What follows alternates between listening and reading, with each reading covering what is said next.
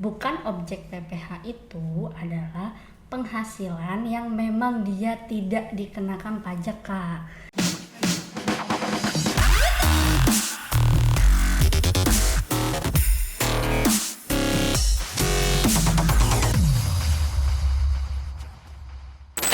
Halo kawan pajak, selamat datang di podcast Lalampa, obrolan dalam pajak. Kembali lagi bersama saya, Ayu. Saya Dinan. Kali ini kita akan membahas mengenai objek pajak. Nah, Kak, objek pajak itu kira-kira apa sih sebenarnya? Nah, jadi objek pajak PPh itu adalah penghasilan yang diperoleh oleh wajib pajak baik dari Indonesia maupun dari luar Indonesia yang dapat digunakan untuk konsumsi dan untuk menambah kewajiban harta wajib pajak itu sendiri. Nah, penghasilan itu sendiri tidak hanya berupa uang aja, Dinan. Jadi dapat juga berupa hadiah, royalti, dividen, bunga, sewa, dan lain-lain. Nah, untuk detailnya, kawan pajak dapat melihat di Undang-Undang PPh Pasal 4 Ayat 1. Nah, tadi aku udah sebutin mengenai objek pajak PPh nih, Dinan. Nah, objek yang bukan PPh itu ada nggak sih sebenarnya, Dinan? Oke, Kak. Bukan objek PPh itu adalah penghasilan yang memang dia tidak dikenakan pajak, Kak. Jadi ada beberapa penghasilan yang memang dikecualikan ataupun tidak dikenakan pajak.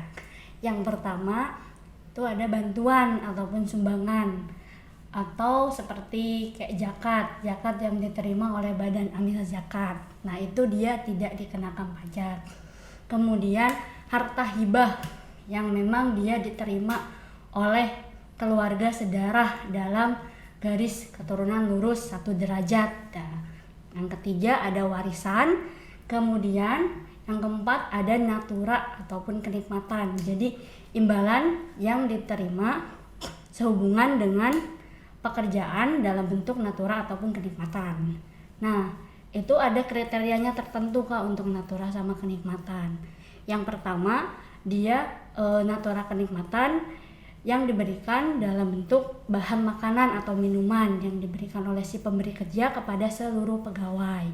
Kemudian yang kedua, natura ataupun kenikmatan yang diberikan di daerah tertentu.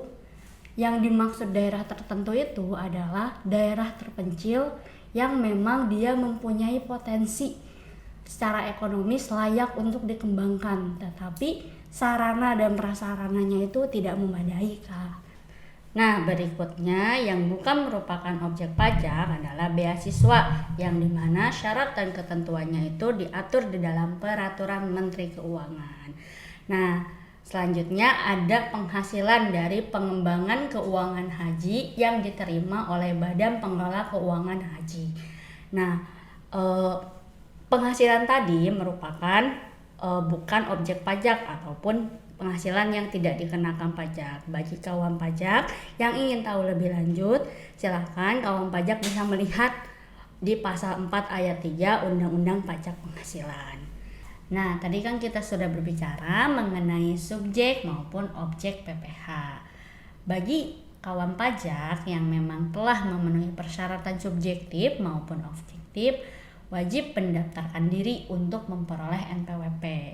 Nah, untuk pendaftaran NPWP itu bagaimana, Kak, mekanismenya?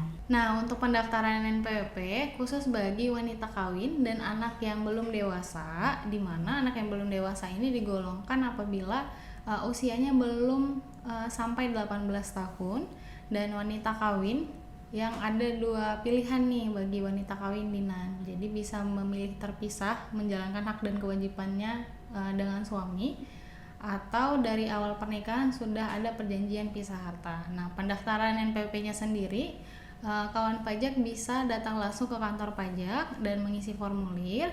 Nah, cara lain adalah kawan pajak bisa mengirimkan formulirnya melalui jasa ekspedisi. Nah, cara yang paling gampang adalah kawan pajak bisa mendaftarkan diri untuk memperoleh NPWP secara online melalui laman irek.pajak.go.id. Nah, untuk persyaratannya sendiri apa aja Kak Dinan untuk pendaftaran NPWP? Untuk pendaftaran NPWP orang pribadi, yang pertama dia harus mengisi formulir pendaftaran dulu Kak. Nah yang kedua dia melampirkan kartu identitas yaitu berupa KTP.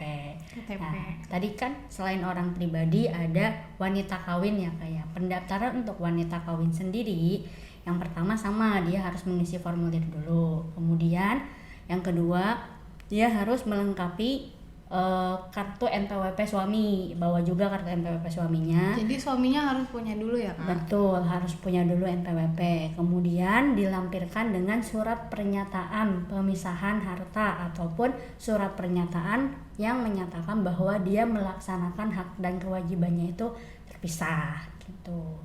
Nah, untuk persyaratan pendaftaran NPWP badan sendiri itu syarat-syaratnya dia harus melampirkan akta pendirian, kemudian dia harus melampirkan kartu identitas seluruh pengurus perusahaan yaitu berupa NPWP pengurus. Bagi kawan pajak yang ingin mengetahui lebih lanjut mengenai administrasi pelaksanaan NPWP, silakan kawan pajak bisa melihat di Per 40 tahun 2020. Nah, jadi bagi kawan pajak yang sudah memiliki NPWP, maka akan berjalan juga hak dan kewajiban yang nanti akan kita bahas di podcast kita ke depannya. Jadi tetap setia untuk menonton podcast kita di Lalampa, obrolan dalam pajak. Dadah.